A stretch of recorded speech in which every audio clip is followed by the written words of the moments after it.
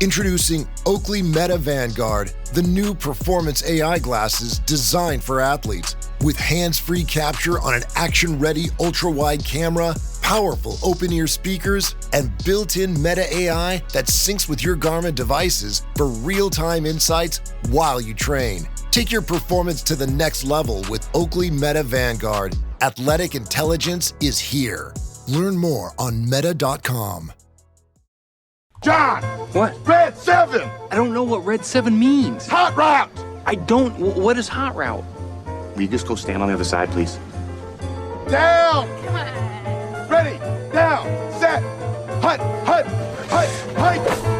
Hit me! Booyah! That's what we call a sack lunch. It's time for the Soonerscoop.com postgame show presented by Eskridge Lexus in Oklahoma City. Eskridge Lexus is the official travel partner of Soonerscoop.com podcasts.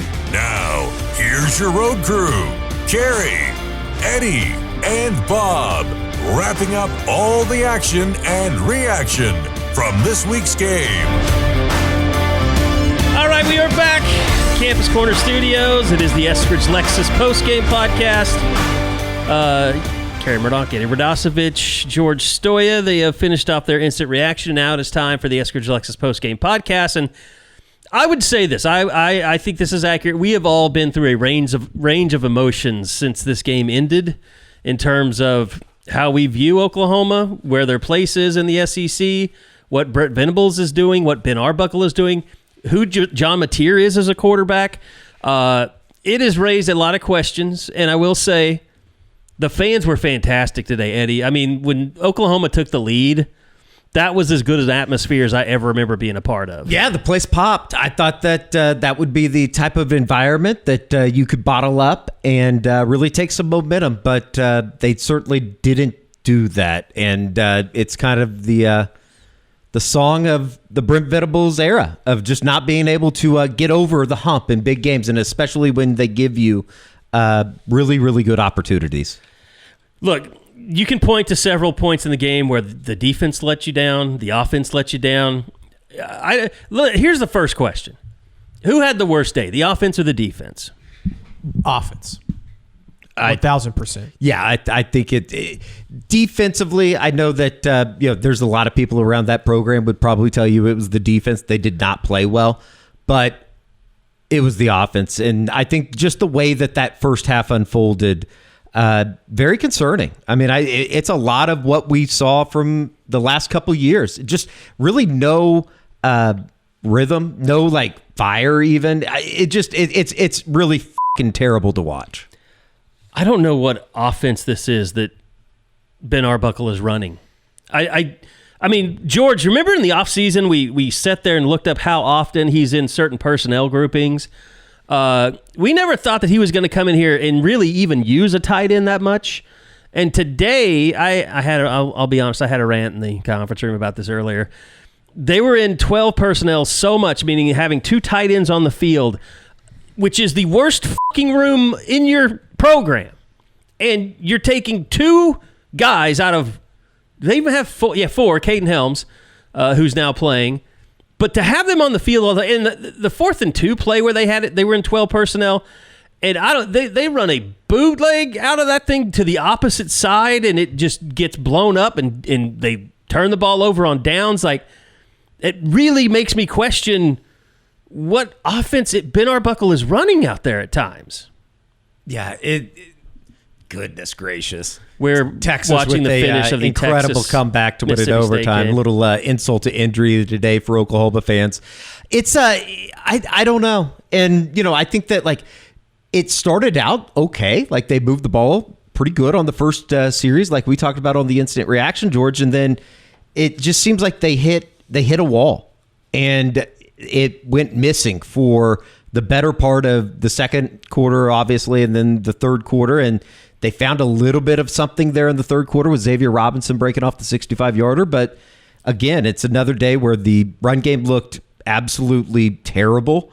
The quarterback run game, I don't know why they keep kind of forcing the issue. It's not working. I don't understand. And it doesn't look good. No, I don't understand. And especially late in the game, Xavier Robinson is moving the ball. You're running the ball well, and you're still trying to run this quarterback run game, and it's just not there. And you compare when John Mateer is running the ball versus when Trinidad Chambliss is running the ball, and it's two completely different types of athletes. I mean, one is explosive. He's quick. He's fast. He makes people miss. John Mateer, I have to think that he suffered an injury in one of his legs or ankle or something that continues to hamper him, because when I look back, Eddie, at like the sights and sounds from Michigan, that's a different looking John Mateer. Just in how he moved and how fast he seemed. He just seems to be running in concrete. It's just a very poorly coached offense. Well, and the mistakes. Top to bottom. Mistakes. Top to bottom. Whether it's penalties, fumbles, whatever. I mean, the mistakes are just killer. And, I made the thumbnail for the instant reaction not good enough, because I'm thinking back to Brent Venables in one of his first meetings yelling that with the team, and it's 4 years later and it's still not good enough, not even close to being good enough. No, it's not. It's so difficult to watch, and it's a lot of what we'll talk about here throughout the rest of this program, and obviously going into next week. It just every time that they go out and lose and the way that they lose, I feel like we come back and we do the same show every time. It's about an offense that looks completely lost. It's about making mistakes in maybe the more critical points of a game. It's just the little things on top of the bigger things makes this. Makes you lose football games that you could win at home. Yeah, they don't play complementary football. Not at all. That's the problem. And you can talk about it, the offense. Obviously, I think we've established that they were the problem today. Defensively, they weren't. They were just as bad. Well, and again, like I was saying, that the offense all of a sudden finds something and they go take the lead. Yeah. And the defense turns around and gives up an 11-play, 75-yard touchdown drive to give it right back up. It's that's the shit that can't happen. How many third downs did they? They were 9 of 21. How many did they convert on that drive, though? The 11-play, 75-yarder to retake the lead. That was at the beginning of the fourth quarter, correct? Yeah, I'll look. You guys talk. 1, 2. The big one, too, was that was a 3rd and 10. It's tough. It's tough to watch. They converted a 3rd and 8. 3rd and 8. That's what it was. On a Chambliss 10-yard run. Right, because they couldn't tackle him. Yeah. I don't know. It's very, very they converted a 4th and 1 disappointing. I think it's probably the best way to say it. It's just disappointing into what was there were some good moments to dig themselves out of the hole. Yeah, I mean, that second half, you're like, it's, what was it? Just looking at the score, was it 22-10 or something at one point? Yeah. Yeah, 22-10. 22-10 and you're like, OU really needs something here. They need something. Even if it happens on the defensive end, they need something here, because they might get blown out of their own stadium, and then they answered. I mean, they got a field goal, and then they got a touchdown, and then it's 25-10. They got another touchdown to go up 25-26. And you're like, okay, they're showing life, and then you fumble a punt, and it's just the fumble punt was about and there were some shit calls that happened. I mean, the roughing the passer on R. Mason was a joke. I mean, yeah, absolute joke. Yeah, but you know what, Carey? They're not good enough to be able to benefit from bad calls. You know what I mean? They're not good enough to overcome them either. Sure, 100%. Which is, obviously some of the bigger issue problems. And it just seems like everything that, we had kind of thought that maybe, okay, as you get through September, and then obviously the setback in Dallas, you thought, okay, maybe they have gotten through it. You can live with the second half in Dallas because of the way that Texas was able to execute. But this week was just another kind of, it was a continuation for what they haven't been able to do over the last 3 years, it seems like. It's the same shit every day. I want to bring up something here, because I know there's probably a segment of the fan base that's screaming this at their car radio or whatever they're listening, computer. They played a damn good team today. I mean, they got tested today. This wasn't a case of like we saw a year ago when they go in and play Texas and they were a man down or what. I mean, they didn't just get blown off the field and embarrassed. They actually came back and showed some fight.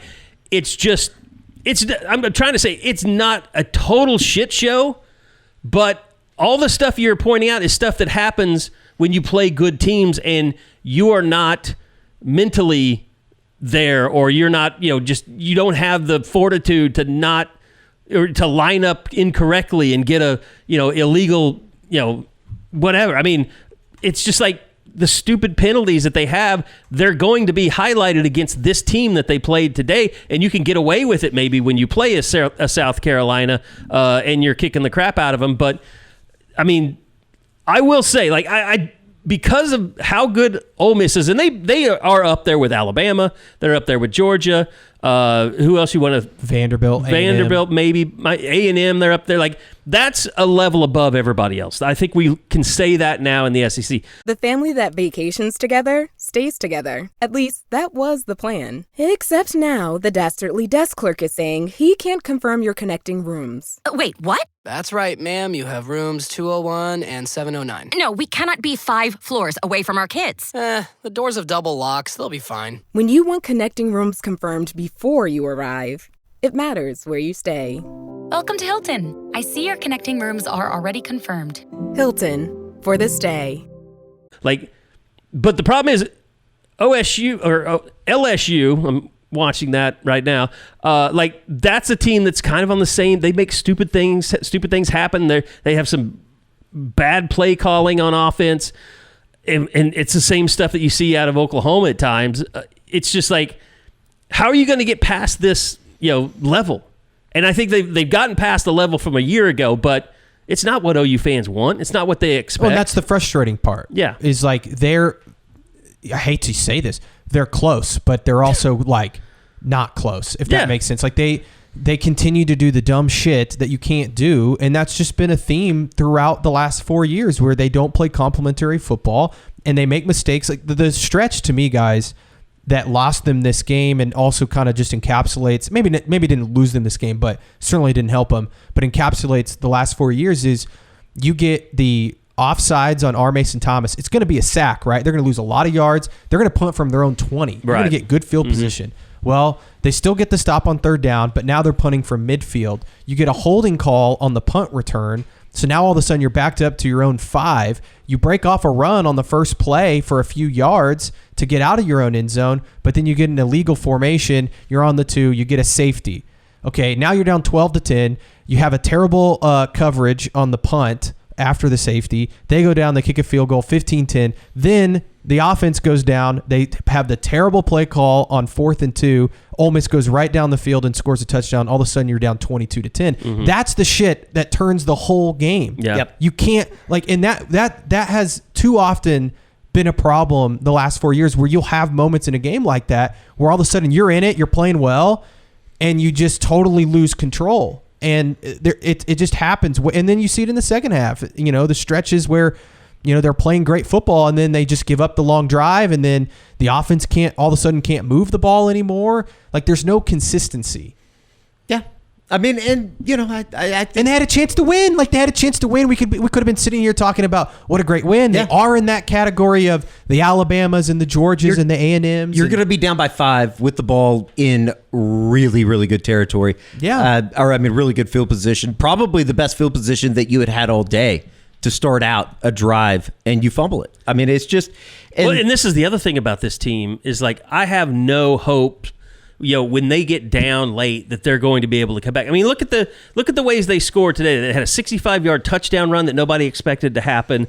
There weren't just a ton of drives that they had to put together.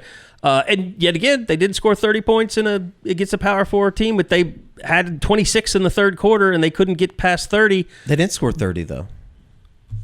It's 34-26. No, Oklahoma scoring 30 against the Power 4. They haven't. Yeah. Since 2023. Yeah. Oh, I thought you said they had. No.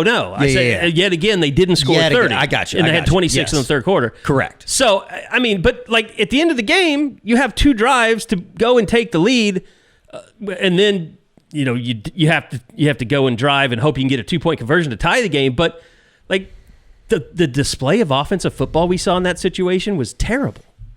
Yeah, and it brings up the question, guys, because there's a lot of people to be blamed today, but at the end of the day, in the fourth quarter, John Mateer just wasn't good enough. No. Yeah. He just was not good enough. I mean, he missed so many guys. I'm doing the video down there in the end zone, and you hear people from behind, like in the crowd, like saying that Satania was wide open on a play. I know Xavier Robinson was wide open on one of the swing passes. He's just not seeing a whole lot, and I think that we're getting to the point now where, like, I know the injury thing really affected him, but I'm almost at the point now where I'm starting to wonder, is John Mateer kind of not who we thought he was, just in terms of, like, he's playing better defenses, things are moving more quickly. He certainly doesn't have a go-to wide receiver. They don't have anybody on the wide out. Satania is a really nice. George and I were talking about this on the walk back. I think he's a really nice player. He's not a number one guy. No. But they don't have a number one guy, and that's how is it possible that a guy like Elijah Thomas can't get on the field? That's what like is mind-boggling to me. Yet they want to put in Ivan Carey and Zion Kearney for the first time in the game on the biggest play of the game on 4th and 2. What the hell is that? Well, and it goes back to how many receivers did OU get outbid on in the portal, because the valuation that OU's front office puts on receivers is not high, so they don't want to overpay what they feel is overpaying. Yeah. And we're going through the season right now, and we're realizing OU's biggest problem on offense is they do not have a premier receiver on this roster. And they don't have a premier tight end. Look at the best teams in this league. They have 1 or 2 or maybe even 3 tight ends that they're constantly throwing the ball to or relying on. And a touchdown thrown to a tight end. Yeah, today. Look at Ole Miss. Ole Miss had like 3 tight ends. Luke Haas is like the 3rd best tight end for Ole Miss, and he's a really good player. Like, they don't have any weapons there offensively, and it's a problem. And you don't notice it when you're playing Illinois State, but this is when you notice it, when you're playing Ole Miss and you realize you don't have a guy. And we thought maybe Giovanni Gibson could have been that guy. He's still not close to being that type of a player from what we saw today. He drew 1 pass interference call and then just on him. He's not even in the same ballpark, the same neighborhood of taking a step to be a guy. Yeah, he's just not there, and I don't know that I don't see a guy that's going to get there. But I don't know, guys. I mean, I know you had guys leave in the portal, but I think some of this also is on Emmett Jones not having a high school guy that comes in. Here's the bottom line, in my opinion. No matter what happens the rest of the season, they have got to make several, if not all, staff changes on the offensive side of the football. They have a clear, in my opinion... Is Emmett Jones on the chopping block in your mind? Yes, I think they all are. I think they have a clear lack of talent problem. A lack of development and problem. A lack of development. And a lack of evaluation from the high school level. Every single position. I mean, where are the high school receivers on this team that are good? I mean, they're on the bench. Zion Kearney? For some reason, they can't get in the game. Is Zion Kearney any good? Do we even know? We don't know. I mean, he's not like the guys that A&M have. No. A&M have dudes. They went and got him in the portal. And they paid for him, yeah. I mean, this is such a, again... OU's got, we can talk about it. They got 4 games left and, still a lot to play for, in my opinion. If they go beat Tennessee, they're right back in the thick of things. But this offseason is going to be so big for Jim Nagy in this front office to go and basically overhaul the entire offense. Yeah. At least at the skill positions. And look, they got Deion Burks before they were here, but he's been a massive disappointment. He had a big day. What are you talking about? 4 receptions for 32 yards. And he's the guy that you need to go for 100 in this type of game. I mean, at least show up. It doesn't feel like any of these guys show up. But then again, I don't know if they even were given an opportunity to show up because of everything else that with the offense. There was points in the first half that was I don't even know what they're trying to accomplish here. Here's what it comes down to. How do you explain to me that your best room on the offensive side of the ball is made up of 2 people, a true freshman and a sophomore that came from Carl Albert right down the road? Yeah. And he, I guess, couldn't play in the first half today, Xavier Robinson. Like suspension? No. I mean, well, he was never out there. He never was given the ball. Which makes no sense. But he ends up with 109 yards. Now, 65 of that was on one run, but he was the offense in the second half. Yeah. I mean, he was...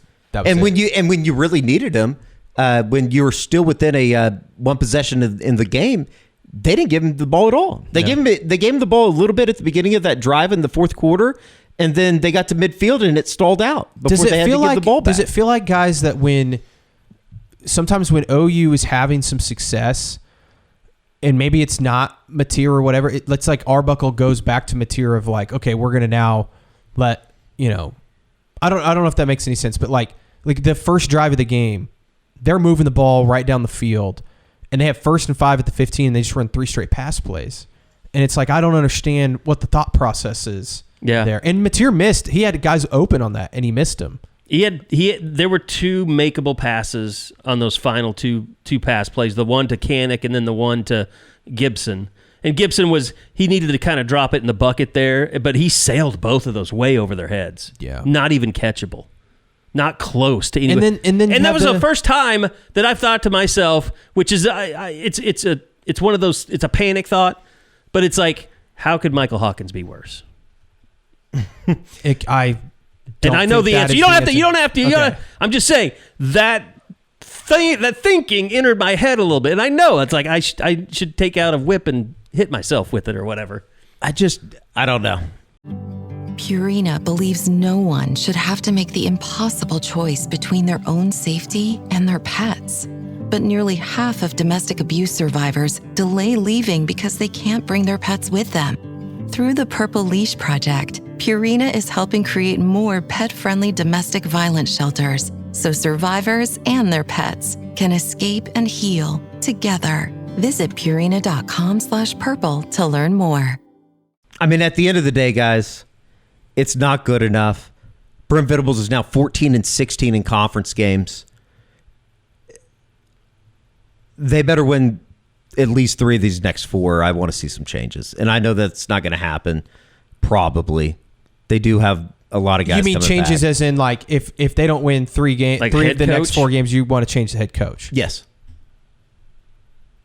I mean, I don't think that's a crazy. And that's in the moment right now. Of course, I could feel differently when I wake up tomorrow. It's I just think a lot of the fans. I think a lot of the which- fans. I that think puts a them lot of the fans feel that way. That puts them at 9-3, which I think before the season that was the high end of our taken thinking. it. Yeah. You would have taken it. So yeah, I'm caught in the moment for sure. If they could get to 9-3, it'd be spectacular. The way that they lose games, and specifically this year, because this is a better team than they've had. It's just the same shit. And I go back to some of the stuff we talked about in year 1 with Brent, when they were losing all those games in the Big 12, and it seemed like they were just close enough. But it's like the discipline stuff. Yeah. That was the stuff that I thought was going to be the biggest change from Lincoln Riley to Brent Venables. I think it is better in some regard, but it just feels like we come in here and we talk about the same things every time, whether it be a fumble or they had a bad penalty or they didn't know what they were doing with the clock and there was a coaching decision that it's just, I don't know. It's really disappointing. And I think that, I don't know, for a lot of people, like George growing up, I'm sure like you would come down here from Tulsa, OU losing at home was like out of the question. And now it's just like, well, it happened again. Yeah. And I know it's a better conference and all that shit. It's just, it's very frustrating to watch. Ole Miss might win the SEC. I mean, I also think Chambliss might be the best quarterback OU plays this year. But he was very good today. You say all that, and that's true, and like you can say that, but like OU played bad and still had a chance to win, and they can't get out of their own way. Like they just can't. Like that's the problem for me, at least the last 4 years. It feels like they can't get out of their own way. How long are you going to allow that to happen? You know, that's kind of at the point I'm at. That's the hard question, because I think it's a scary thought to have to start all over again. I agree. And like, and when I was telling you this, Eddie, before we did the instant reaction, it's like you're like, man, they're close, but how long can you put up with being close? Yeah, that's the question. And the thing is, they're closer than Nebraska is. Yeah, but they're Nebraska's not. What I'm saying is, it could get a lot worse. Oh yeah, but like that's not the mentality that I think that's where they've been like for Oklahoma, 2 of the last 3 years. That's not a mentality that a program like Oklahoma should have. No, but I also think that we see kind of what's going on inside the program. Like it's not a mess. I mean, in terms of what they're doing and how players are. I mean, they're not having a bunch of transfers other than guys that might be good and could be starting somewhere else. They're not having a bunch of discipline problems, although, you know, they did kick Jaden Gibson off the team recently. It does seem, when we talk to guys, when we interview guys, everyone seems to be I'm not saying happy, but they all seem to be on the same page and a similar mindset. It's not, you don't have a bunch of malcontents running around. There's good stuff that happens, but I'm not saying that should be the reason that Brent keeps his job, because it's good behind the scenes. Yeah, we've said this before, though. It's like, there's a lot of good. It's except for when they play on Saturdays, which is the biggest problem of them all. And the hard part is they do have moments, though, where you're like, man, they played a great game, right? Like, I can point to 3 instances this year that they played a great game. Michigan, they played a great, and they had moments, sure, but they overcame those moments. Auburn played a great game. You went and won a tough football game. South Carolina, you went and kicked their ass. Like they've shown moments where it's like, okay, they're there, and then they just have these setbacks where you're like, Texas was a lot worse of a loss than this was today. I put that out there. I think Ole Miss is really good. I don't think Texas is very good. And the way that OU lost that Texas game, I think, to me, is the one that's going to haunt them. That's the one that you're going to look back. If this team ends up going, like, let's say 8-4, which I think is probably what it's going to end up being. If they go 8-4, they're going to look back at that Texas game and be like, what the hell happened? Yeah. Am I being too harsh, though? I just feel like we're in this cycle right now where it's everybody wants everybody fired, which I kind of roll my eyes at, even though I'm kind of saying the same thing. It's just, I'm kind of sick of watching this unfold to the point where it just feels like it's the same shit. And it doesn't feel like they're going to be able to climb out of this hole. Yeah, you can beat up on an Auburn. You can beat a South Carolina on the road that pushed Alabama to the brink today. It's just, I don't know. George. Look, the thing to me that I think I take away from today that it wasn't a thought in my mind moving forward is there was all that hype about what a win it was for Oklahoma to get John Mateer in the portal, and he was the top portal quarterback, and he was going to help change this team. He's not that type of player that we've seen. Like, after watching him today, he's kind of a guy. Yeah. He's not special. Well, and it's and I don't, maybe it's the thumb, maybe he is a more accurate passer. I think some of it is he's still young. It was raining today. I mean, a Chambliss didn't have any problems. Yeah. And, I think that it all kind of, and we haven't even mentioned them, but you have to start 2 true freshman tackles today. Crazy. Like the offensive line. But the offensive line wasn't the problem today. I didn't think they were terrible. They weren't good, though. They got some penalties that you didn't. I mean, what exactly would you want from in an SEC game? I just don't know what exactly more do you want from them. If Derek Simmons had played today, would it have been any better? Yeah, would they have done any better? Would they won the game? Then again, you're like having to rely on a transfer from Western Carolina, who I know is good. It's just, I don't know. I'm very defeated. I think, yeah. At some point today and probably tomorrow, there are going to be a lot of people like that. I want to sit here and yell and say they should fire Brent, but I know that, it's kind of what you said, George. It's like, do you want to restart this thing? And especially when you look around the country and it's like there's going to be some big openings and a lot of other schools might be restarting, and and you have some momentum in recruiting. I don't know if restarting at this point is the answer, but I also don't. Anybody out there that wants to do that, I don't blame them. And I told you, Eddie, I said, if they go down and get embarrassed in Knoxville next week, I'll probably jump on the train. Sure. And here's the other thing: if they do restart, I'll tell you what it does. It costs a lot of money, but it also means that you have to up your NIL game too. Sure. I mean, if you're going to get a new coach in here, you have to get him the players that they don't have right now. And on top of new assistants and buying out old assistants. And look, I'm not saying that the assistant, I'm on board for an assistant turnover, whatever that looks like. But there's no guarantees that you're going to move up a level from where you are now. And I really think the front office has to get in line looking at what's happening this year and what they're missing, and realize receivers are more valuable in this league than we thought that they were. And paying, because I think Florida gets that, A&M certainly gets that, pretty much everybody but Oklahoma gets that in this league. I mean, Florida doesn't have a coach. They have a receiver that OU wants badly, but he's apparently not coming here because his offer is so good at Florida. And to be fair to this front office staff, they weren't exactly in place to go out and get like when they went out and got all the wide receivers that they did in the portal, that was the previous front office staff this past portal year. Now the spring portal, they only went and got one wide receiver, and that's where if you want to have gripes about this front office but staff, they only got one because they missed weren't out. paying. They missed out on Jaden Ott. That was a bad take. That probably should have never happened, and you could have used that money to go get a different receiver or whatever. But this is a huge upcoming. This January is going to be huge for Jim Nagy and this front office staff because they're going to have to just go out and get a bunch of dudes. All right, let me. Next week, Oklahoma travels. They go to Tennessee. We have an official travel partner, and if you want to feel like a winner because you don't after today, go visit Eskridge Lexus. They're very proud to be the official travel partner and sponsor of the Sooner Scoop Postgame podcast.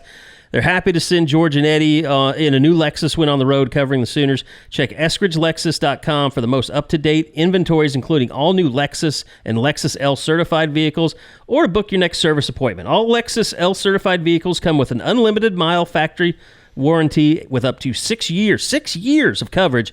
L certified cars also come with 4 free services, free car washes, use of a brand new Lexus loaner vehicle while your car is in our service department, which it will rarely ever be, except you need to get new tires and get your scheduled maintenance. Unlike other dealers, Eskridge Lexus never charges a dock fee or makes you pay for accessories that you really didn't want. Visit EskridgeLexus.com or call 405-755-9000. That's 405-755-9000. And even with the loss today, they want to send out a hearty boomer. So there you go.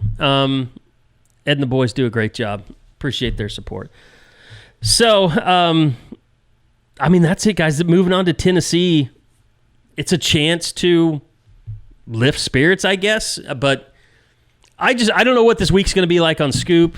I mean, here's the bottom line. If OU's going to figure this thing out, it has to start, I think, with the quarterback. The quarterback has to play better. He has to get back to playing like he did earlier in the year, and at least be a guy that's making some big-time throws. Because it feels like, when's the last time that we're like, man, that was a big-time throw from John Mateer? He had one to Satania on I think it was the first drive. Yeah. That was a great throw. But like you need to see that we saw where he hit some big throws against Auburn late in that game, Michigan late in that game. Like, we haven't seen that. And that, to me, is like where it starts. And then from there, everything else you would hope. Because I know that the defense wasn't great today. I still think it's a really good group that's going to keep you in a lot of football games. They should. I like going next week to Knoxville. There's nothing in my brain that gives me any type of confidence that they can go and just kind of bang around and try to keep it close. There's nothing. Nothing? You don't think they can go in there and keep it close? No. You think they're going to get blown out? What's blown out? 2 touchdowns in this league? Well, that's not blown out. I mean, I guess in this league. Coming into today, I just don't do you think that they're in a week are going to just clean everything up? No, but I think that they can get stops. I think this defense, I think Brent Venables is really good against Josh Heupel in this type of offense. We saw that last year. I think they can keep it a low-scoring game, and if the offense can just not shoot itself in the foot, then yeah, I think they can keep it close. In the SEC, the top offense is Arkansas. Tennessee is the second. This was coming into today. Ole Miss is the third. Missouri fourth. What is this, like total yards or? This is total offense, yeah. Yards per game. Okay. So, I mean, they're comparable. I mean, very comparable. I mean, you're 511 yards per game for Tennessee. You're 497 for Ole Miss, or 492 basically for Ole Miss. I just think that the defense will play better next week. I don't have anything to back that up on. I also just think that like what Lane Kiffin does offensively and their scheme and stuff is just extremely difficult to defend. I also think that their quarterback, Ole Miss's quarterback, is much better than Tennessee's. As we sit here and bitch too, it is a good point to I thought Ole Miss was fantastic today. Every time they needed a big play from Chambliss, he delivered. I thought that he got time in the pocket, which was you don't see against this defense. He delivered a ball into the north end zone. They were going to the north end zone.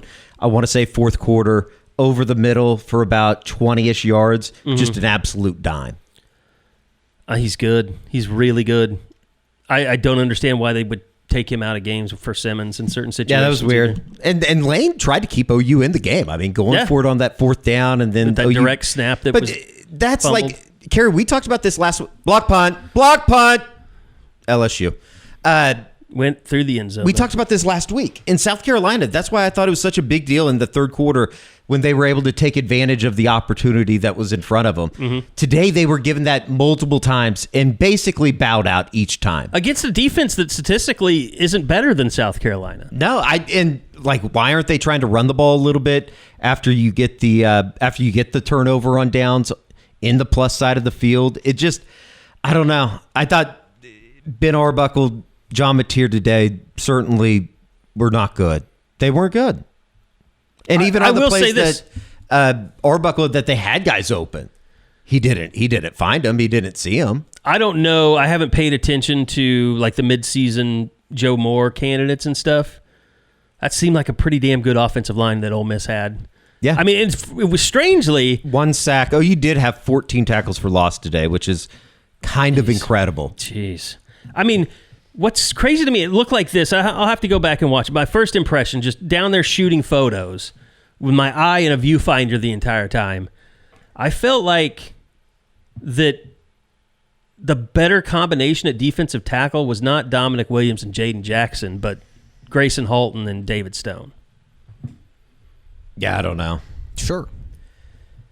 They were okay. I mean, they're good. They're all good. What I'm trying to say is I didn't see a lot from Dominic Williams today. I mean, but like I said, it's hard to tell they're down on ground level. He didn't register a play. He had one pass breakup. He didn't have a tackle.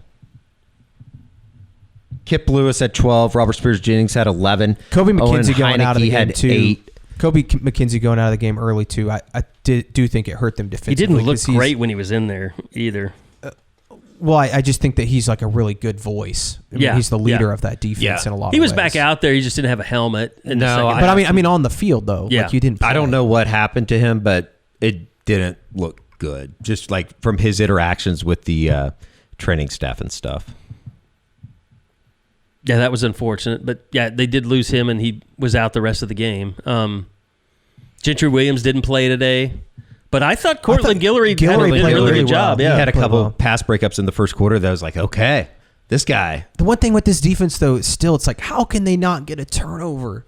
Like, as good as they play at times, it's like, how can they not get one? What happened to lead to Hardy playing so much today in the secondary? Well, both Spears-Jennings and Bowen got beat early. Right. They both had some. I didn't know they both came. But they've been playing Hardy a lot most games. Hardy and Boganowski both play quite a bit. Yeah. That's true. And I did see a lot of Boganowski today. Which, that's one thing about defensively, like you talk about blowing things up, that's a deep defense. That's a deep roster. Yeah. I mean, it's what we've talked about over the last couple of years. Like, everything on the defensive side of the ball is how a program should be held. Yeah. It should be put together. Offensively, it's the polar opposite of what they're doing defensively. And I think that's where the defense, you have a great defensive line. The offense has one of the worst offensive lines in the SEC. And that's why, it goes back to my theory of, is Brent blind to one side of the ball? And it's not just, in game or, post game when he answers questions, but this goes back to last year. It was so bad offensively. How do you only make one staff change? Yeah. And it's just the play caller. Yeah. Look at the position groups. It's a lack of talent. That's the part of me when Eddie says, "I fire everybody," where I'm like, Eddie might be right in the sense that and I say that very kind of sarcastically, but also seriously. I don't think you're not sarcastic. I think you're serious, but I'm at a point where I don't see an out. But to your point, what I'm trying to say is, to your point, a lot of the issues that Brent has had in his tenure has been on one side of the ball, offensively, and it's cost him a lot. I put out the series of moments today that OU screwed themselves. Only one of them was a defensive issue. Yeah. And it was the big, long play drive there in the fourth quarter. But everything else was pretty much stemmed from the offense screwing up. Yeah. And that to me is where it's can Brent do this? Because he thinks so much about the defense that is he blinded by the offense is what's costing you. And I don't think Lane Kiffin's worried about his defense. Well, he should be. But I'm just saying, the guys that are coordinators that are also head coaches, none of them are worried about the other side of the ball. They hire people to take care of that stuff. Yeah, but that's my point. Is Britt should have hired new people on that side of the ball. Yeah, on offense. But he hired Ben Arbuckle, is what I'm saying. Yeah, but he should have made more hires. It shouldn't have been just Ben Arbuckle. Like, look at what we just talked about. The lack of talent at certain spots. Like, I would have to. Who's to be blamed for that? I would have to, though. Yeah, I mean, you'd have to tell me that, okay, when you hire a defensive coordinator, because I think our perception has been screwed up because being around Oklahoma and Oklahoma State, like the way that Mike Gundy just hired one guy for this or that, or elevated a guy and kept the same staff. And OU's been that way a lot of the times, but I don't know. Like, so did Penn State keep a lot of what's his name, Jim Knowles' staff when he left to go to Ohio State? I don't know, but they just won the national championship. They hired Matt Patricia. Yeah, to take over for Jim Knowles. Super Bowl. They also just won a national championship. Like, I probably wouldn't fire anybody on that staff. Sure. Yeah. You know, I'm saying, but this is you had a historically terrible offense, right, and they fired one person. That make sense. It doesn't when you put it that way. And they brought back a lot of the same guys. And that safety that you're talking about too is like, it just, like, the penalties put him in that spot with the hold on Jacoby Johnson. Then Blaylock rips off the 5-yarder. I know that you've already gone over this, but it's just rips off a 5-yarder, illegal formation. Was that on Carson Kemp? Was he not on the line of scrimmage? Yeah, I think so. I think it was either Foje or Fasusi. That wasn't on the line. When a tackle doesn't line up in line with the guard and he's too far back, that's not enough men on the line of scrimmage. This episode is brought to you by Nespresso. Gift magical mornings with Nespresso Virtuo Pop. Compact and stylish, Virtuo Pop is made to meet every morning coffee craving. From espresso to coffee, hot or iced, at the click of a button. And celebrate the season with Nespresso's limited edition coffee flavors. Sweet almond and hibiscus, cinnamon and candied tamarind, and festive double espresso. Magic in the making. Shop the holiday gift collection exclusively at Nespresso.com. But yeah, But you've had illegal motion, when you've had two people moving at the same time a lot this year, it seems like. Yeah, it's just I've had a lot of that stupid It's crap. a lot of stupid shit that just can't happen. And that was, I asked, after the Texas game, I asked Arbuckle, like, what do you as an offensive coordinator do when you have all these, penalties that are hurting you? And he said, it's on him and it's on his coaches to get these guys prepared and not doing those things. But at some point, Ben Arbuckle, he has to be the one to be able to step up and say, these guys are not getting it done for me. I didn't hire them. And I want to bring in people that I know can get this done. And I think that's ultimately what's going to happen. Unless they just don't win another game this year, I think Brent's going to be back next season. And do you think he goes to Ben and says, okay, you can hire your own guys? Tell me where you want to change things. I think they have to. Carey, would that be a situation too? And I know we've talked about this before. He's 29 years old. Does he have connections to go hire? Yeah. I would guys? assume Jim Nagy and those folks will help him a lot with that. Sure. But so it's not all Houston Baptist people or whatever that he worked with back in the day. I get that, and he would probably, you're right, George, would get a little bit of help from the front office in terms of who he would need to go target or hire. I just I don't know. Like the penalties are going to continue. Well, are you talking about? We're talking about next year, though. Yeah, I mean, it's going to be the same head coach. Same shit's going to happen. Okay, Eddie. But I think that what we're saying is you have to at least try to hire some different assistants. I agree. The tight end group has been the most penalized tight end group in the conference the last 2 years. It's crazy. Is that a Brent Venables problem or is that a Joe John Finley problem? It's a Brent Venables problem because he won't take care of the problem. That's what I'm saying. Yeah. Can the problem be taken care of when your players just aren't any good and they're probably having to overcompensate? Correct. This is again why did they not make a move after last season? It's kind of like, why do your offensive linemen keep getting hurt? Because they never get a push and people fall in the back of their legs all the time. Yeah, I mean it's that. This is why I'm I don't understand why they didn't make these. At some point, sucking costs you. And it costs you in various different ways. Whether that's injuries or penalties or whatever. When you're just not very good, it's hard to play this game. Or you're not good enough. Yep. And when your offensive line isn't as good as other offensive lines in the SEC, it shows. Yeah. I thought like the low point today, too, was when they would get into the red zone and just go completely in reverse. Yeah. That was bad. That was damning. And the people that were booing, you deserve to boo. That was the first real offensive boos today that were just... It seemed like they were ringing out from mainly the east side, but it's hard to tell. But you could tell at points people were booing Ben Arbuckle. Yeah. And his play calling. Should have been. Oh, what a grab. The whole thing should have been. Oh. Sorry. That was watch this play. It'll one-handed grab A&M. A&M's got some dudes at receiver. They do, man.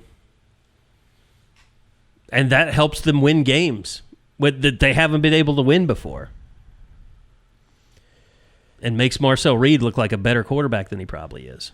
I think Marcel Reed's pretty good. I think A&M's pretty good. I think Marcel Reed's good. He has trouble with the deep pass a little bit, but he's 7-0 at A&M. I know. Those passes he's great at. That's the problem. Is you watch all these other teams, and it just doesn't seem like they have the constant issues that OU does. Yeah, but A&M, they're penalty machines. We're insulated. A lot of these teams do have a lot of issues. A&M they kill themselves with penalties, and it's usually personal fouls.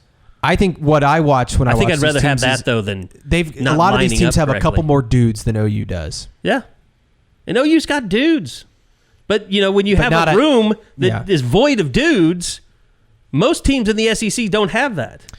Yeah, if Oklahoma was an NFL team, they should trade like an edge rusher or a linebacker for a wide receiver, defensive tackle. Yeah. Damn. Oh my God, that's the catch you're talking about. That was a catch. All right, well, it'll be fun going to Tennessee next week. Look, if they win next week, it's all fixed. I'm not even going to go there. Do you legitimately think they can go to Tennessee and win? Yeah. Okay. I'm not picking them to, but can they? Anything's possible in this league. Look at what Vanderbilt's doing. What's Tennessee doing right now? They're kicking the shit out of Kentucky. 14-7 last time. I think you're crazy to say that OU has zero chance. I don't think it's zero chance. But you just said that. They don't have zero. They have more than a 0% chance. That's what I'm saying. Tennessee is up 27-7 in the second quarter, at the very beginning of the second quarter. I don't know. Oh, they took a touchdown. They're going to have to play the best game of the year. And they're going to have to do a lot of things that they haven't done for the last 3 years, 8 games. Correct. But that doesn't mean they can't win. I'm just saying they can't.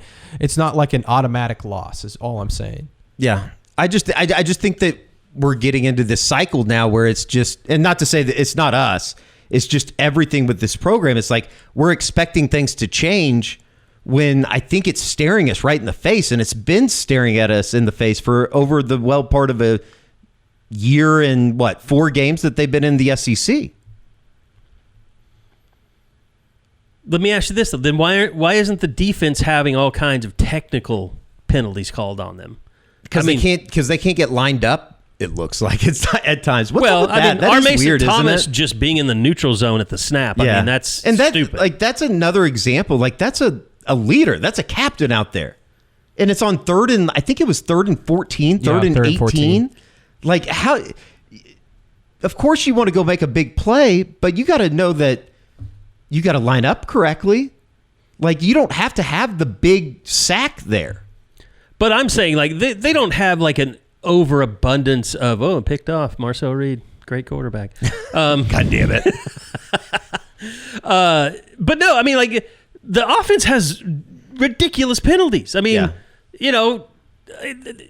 I think maybe the defense didn't get a guy off. They had 12 guys or something today. Maybe they did at one point, but they still get off the field. Yeah, like they're good enough to get off the field. I go back to I think the problem on offense is a lack of talent and guys being put in positions to make plays or to do things that just aren't all that talented.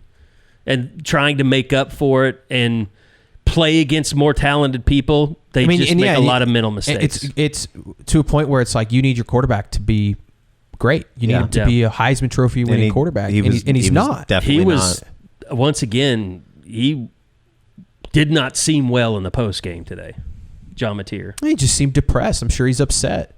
It's not going how he wanted it to go. No.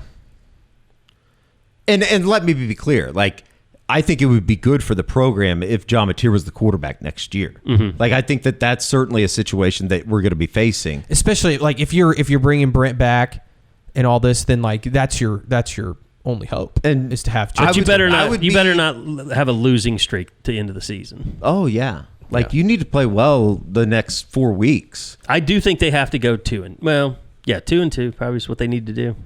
Lose in Tuscaloosa and Knoxville and win the 2 home games. Yeah. Which isn't too far off from if you would have said at the beginning of the year, like 8-4 or 9-3. I think it's just the way that they've lost both of these games now at 6-2. And no one saw Ole Miss being this good because they had quite a drop off just from NFL draft picks off that roster. Yeah, and I think that Ole Miss played and nobody really saw well Chambliss today. coming. I just don't. I don't think it's good enough. Maybe I have too high expectations to lose to an Ole Miss at home. And I don't care if they're going to go win an SEC championship. I don't think you're wrong. No one's saying you're wrong, yeah. Eddie. No one's saying you're wrong. I'm just trying to push back on this idea that all is lost. Yeah. And maybe all is lost. And all heart of hearts, I don't think all is lost either. I think I'm just trying to be a little bit more, I don't know, in my mind, realistic that there's a lot of radar signs. There's a lot of signs that this is not what Oklahoma fans want or what the university deserves. I don't disagree with that. I mean, I think even Brent has said that many times. Like, he wants the fans to be proud of this program. Yeah. He wants them to have something. I want to be a really good golfer at some of. point. It's not going to happen, though. I don't know. Very down after that performance. I would say Brent, though, like, he has an amazing short game. He just can't keep it in the fairways. Yeah, which is a problem. That's a big problem.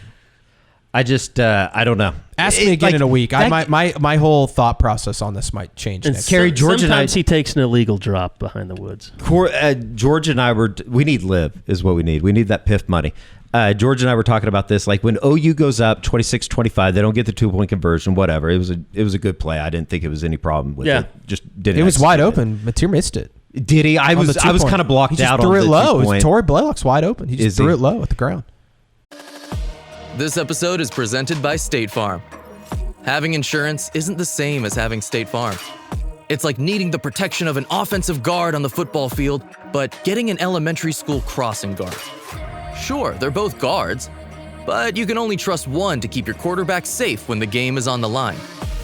So don't settle for just any insurance when there's State Farm. Like a good neighbor, State Farm is there.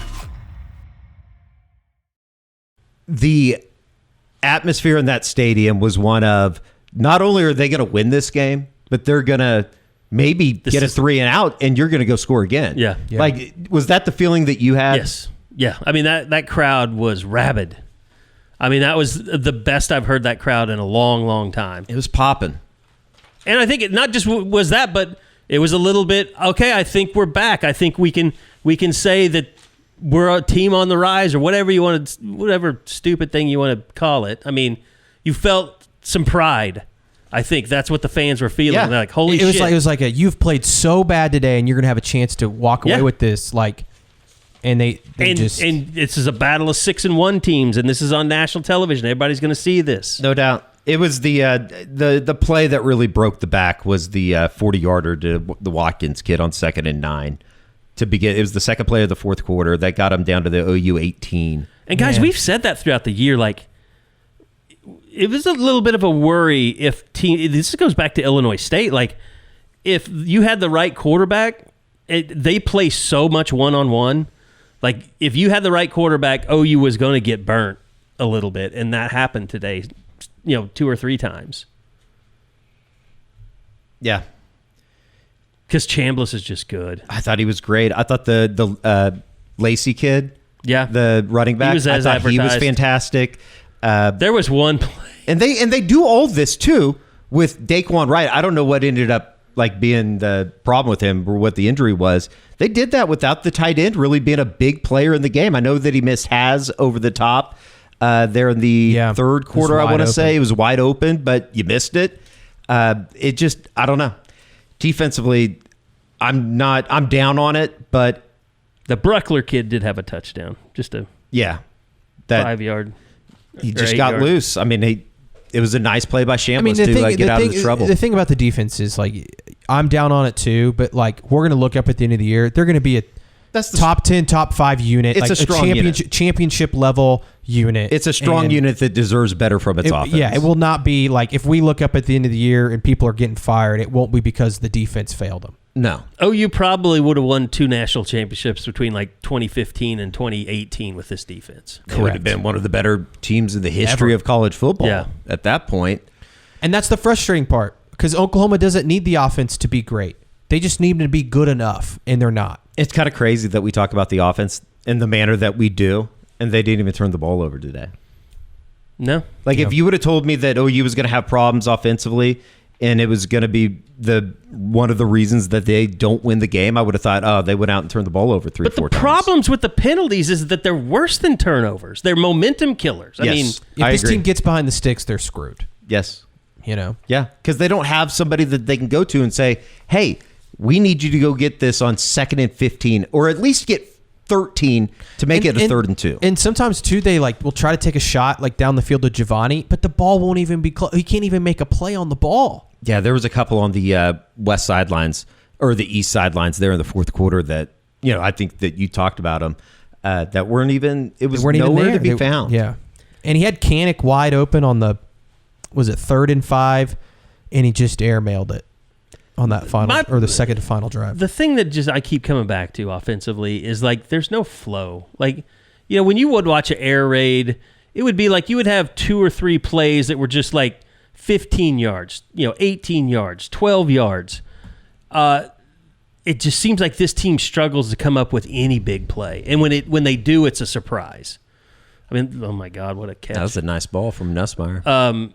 But I just, what the hell is this offense? Where is that, nice flowing, just pass it down the field, a lot of slants, a lot of stuff, that just seems to be easy yards. There are no easy yards in this offense. It's always John Mateer kind of dropping back, staring down a receiver, or staring down a half of the field, and then he takes off and he runs around and either he throws off his back foot, either out of bounds, or behind someone, or ahead of somebody. It's an extremely competitive, tough ask for the wide receiver. Yeah, there are no easy throws for him in this, and that's what I thought this offense was. And it's probably what it was at Washington State last year. The one good play that Deion Burks had today, he got it out in space, turned up field. It was on the OU sideline over there on the west side, and ended up getting 8 or 9 yards on it. Yeah, and I just don't understand why they don't.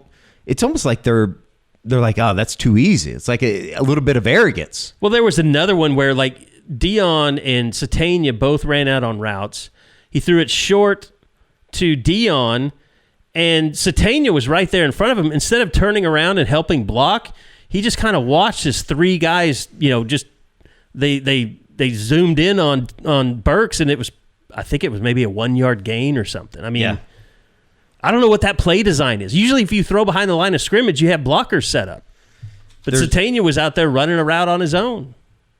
And George, you're right. The quarterback run game stuff is basically non-existent. It's just not good. Well, and here's the thing too. You would see Ole Miss if they were in 3rd and 1 or something.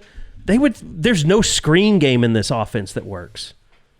Sometimes to Satania, yes, but it's not a feature of this offense. I'm just at the point where get some other receivers in the game. Yeah. Truly. I don't know if that fixes anything, but I've just got to a point where it would appease me enough to go, okay, that doesn't work. All right, let's get those other guys back out there. Yeah, But you're taking off Satania, and I'm not taking Satania off. Satania was off the field on that 4th and 2 play. I know, that's what I was saying earlier. Yeah. What were they? The person they had Carey and Carey on in the game. They hadn't played all game, and all of a sudden they're in the game on 4th and 2. I think they really thought that they had a good play call because when you asked Ben about it after the game, I mean, he looked at me like I was stupid when I asked him. Well, he basically said like that was something that they had in their game plan going into the game. When we get into a 4th and short, this is what we're going to go to. That's the way that I took it. Yeah. And then, I thought the answer from Mateer was interesting because did he say that he checked out of it or checked into it? Did anybody ask him about it? I thought that was the play that he was talking about when he was talking about checking into it. And so did they call a different play and he checked into that? All I know is that I don't know. The play call was bad. The personnel decisions were also bad on that play. And I love being aggressive there in hindsight. And even when they went into the timeout, I thought it was a little ridiculous to go for it there at midfield because your defense was obviously struggling at that point, which I get. I don't know. I'm surprised that Brent did that. The thing is, Kiffin made a lot of those decisions today. It worked out more than it didn't, but a lot of these coaches, man, they just make strange. I mean, Shane Beamer, he's getting killed over his decision making. Like these head coaches are not infallible. They do a lot of stuff on emotion, do a lot of stuff on just bravado. It's the wild, wild west out there when it comes to like 4th and 1 these days. Yeah. I don't know. I think they just overthink it. Yeah. And again, I say all this and I'm trying to tear the program down, but at the same time, they had the opportunity in the 4th quarter. You get off the field, you're getting the ball back at what would have been the 48-yard line in opponent territory, and you fumbled the ball. And I hate to put it all on Isaiah Satania because that's certainly not the case. He didn't lose the game, but one of his plays certainly helped Oklahoma lose the game today. It's big boy football. And like George said, I don't know if they would have gone and scored, so I don't even, Bauer Sharp actually put his hands on someone and kept them from tackling someone else. I don't know if you call that blocking, but it's not good. But they can redeem themselves with the win at Neyland Stadium. They have no chance, though. I think that they have a chance. What do you think the line will be? Tennessee like 5.5, probably a lot like today's game. I think it's going to be like 7.5. We've been really wrong on I know. Look at Mike Elko's look here. It's just like, I think it's going to be closer than you think. Just because it's the SEC, man. Every game today was a 1-score game. Yeah. This one's a barn burner. No, I get it. I don't know. Well, Tennessee is not. If they would have found a way to win today, I'd be saying that they're going to go win at Tennessee. So let me ask you this: Do you OU's going to have opportunities? Neither one of us thinks they're going to execute in these opportunities, but do you agree that OU's going to have an opportunity at some point next week in Knoxville to take control of a game? I don't. No. Take control mean take the lead? Take the lead late in the game, or maybe you have a chance to go up 2 scores early. No, I you don't even think they'll have an opportunity as of to do this that. moment, Saturday night, 8:00. I think it'll be more of they hang around for the first half, make a stupid penalty. That's what I mean. That's what I mean. They would have an opportunity. They're in the game. No, I'm talking about in the first half, and then the bottom falls out. In the first half. It'll be over at halftime. I just don't think that this offense is good enough to go on the road and be able to keep them in a game. Now, I do agree that the defense, they can go out and maybe they force a couple turnovers again, something they haven't done this year. I don't know. It's just, right now I'm back at the point where you look at an offense and it's hard to imagine how they move the football. Like outside of Xavier Robinson having a incredible run that really should have been tackled for a loss, this game's not even close today. Well, it happened. You can't. No, I agree. So it's just very disappointing. Look, people are going to be upset. They have every right to be. I don't think this was any kind of a terrible loss. This is my last thought. It was not Kentucky's fun. out gaining Tennessee, by the way, right now. It's 28-14 now. But it's a bad loss. This is an example of what OU football is going to be moving forward in terms of even if they're good enough to beat these teams, it's not going to be easy. No. I mean, look at Alabama today. I think everybody would agree they're playing better than anybody in the country. They should have lost to South Carolina, who just got murdered by OU and by SEC standards last week. This shit is not a joke. It's a tough league. 14-16 in conference play for Brent Venables. Yeah. But I would take this team and run it back to every team that he's had. Oh, George and I were talking about this the other day, maybe on the way over to practice. This OU team, if they played last year's OU team, beat the shit. It'd be a 21-point win. Yeah. Now I'd say 30-point win, but I don't think that they could score 30. They're not proving anyone that they can. It's right very, now. very rough. Very rough. All right, guys. I know you're ready to get out of here. Have a little bit of a Saturday night. I'm ready to go to bed. You might just keep this on. I'll just roll for a little bit.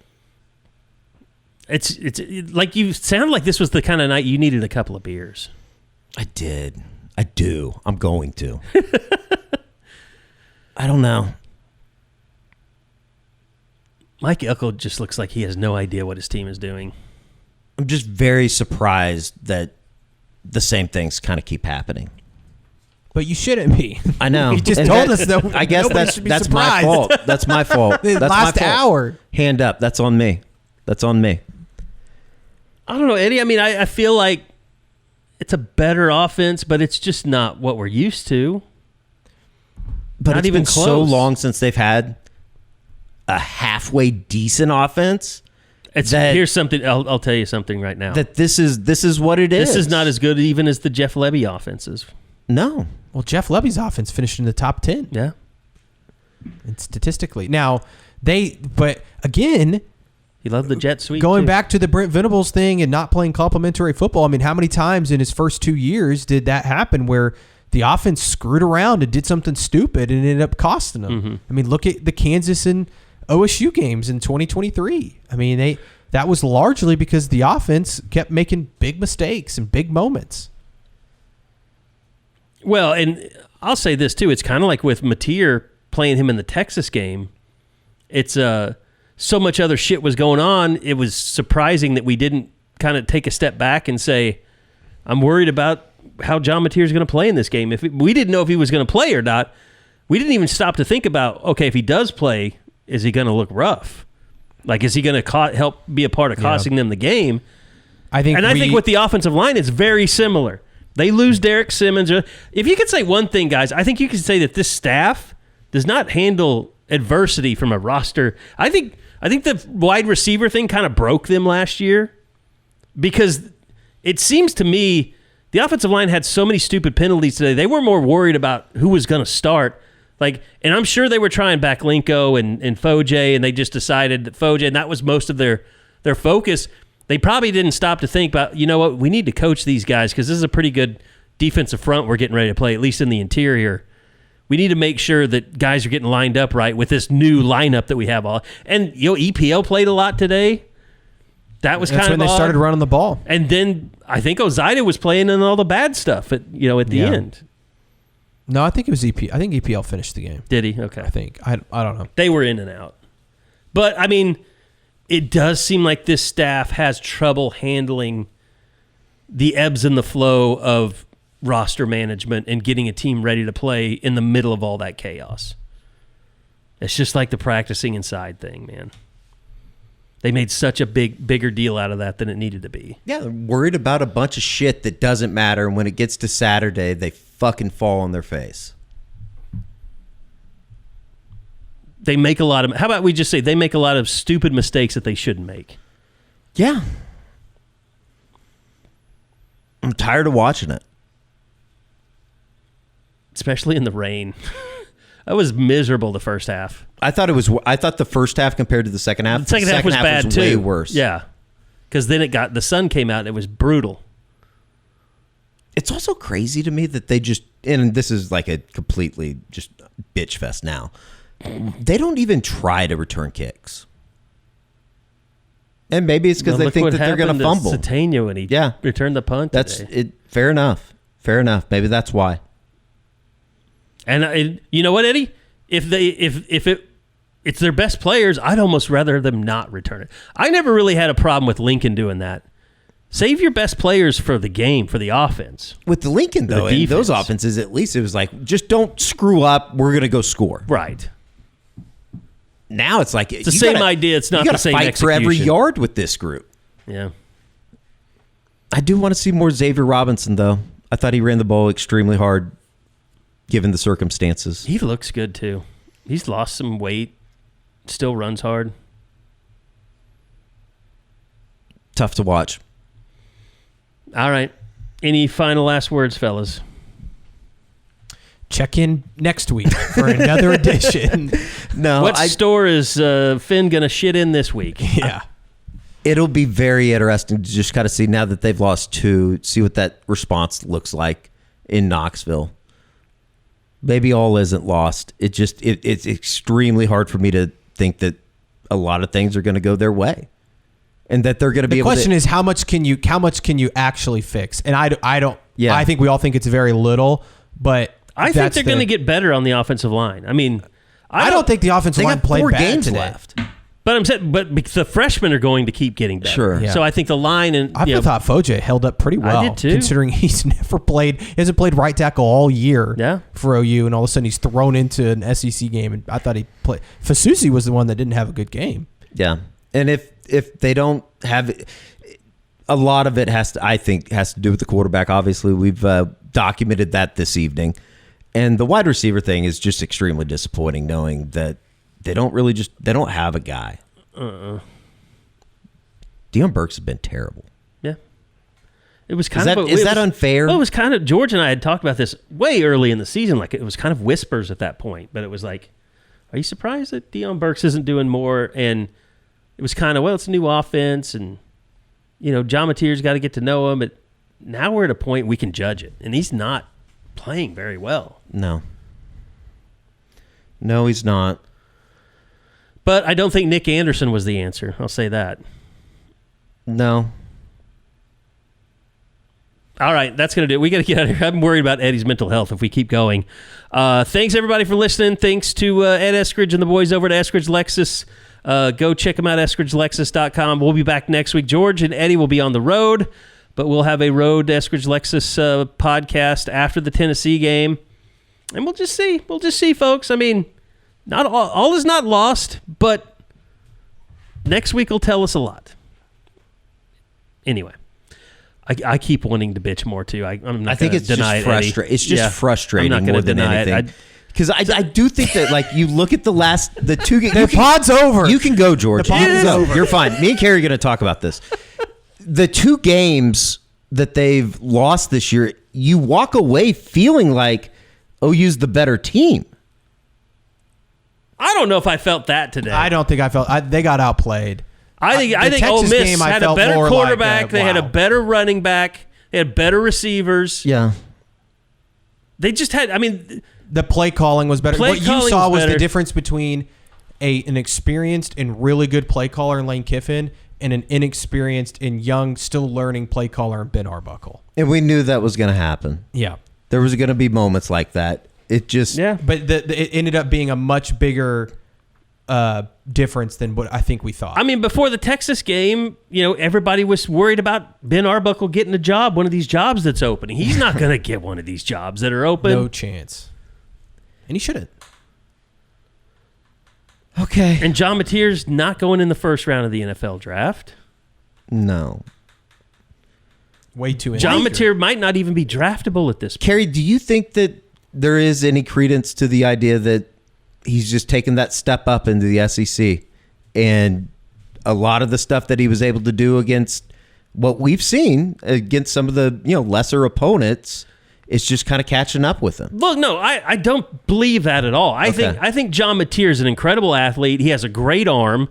I'm not crazy about his throwing angles, but that touchdown that he had today to Satania, that was because he fitted in with a crazy arm angle, kind of.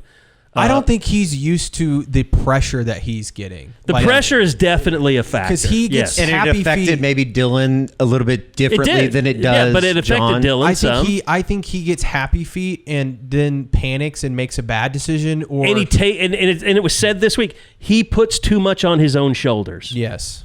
And he doesn't like, that's the thing about Baker. Like, Baker, he did put it on his own shoulders, but he also had better players. Yeah, he was throwing to Sterling and he had Dede and all-pro Hollywood offensive linemen and all that. But, I mean, Baker would have these same issues if he didn't have the talent around him that he did. Like, he would be hard on himself and take it, too personal, and it would become a weight, an albatross around his neck, whatever you want.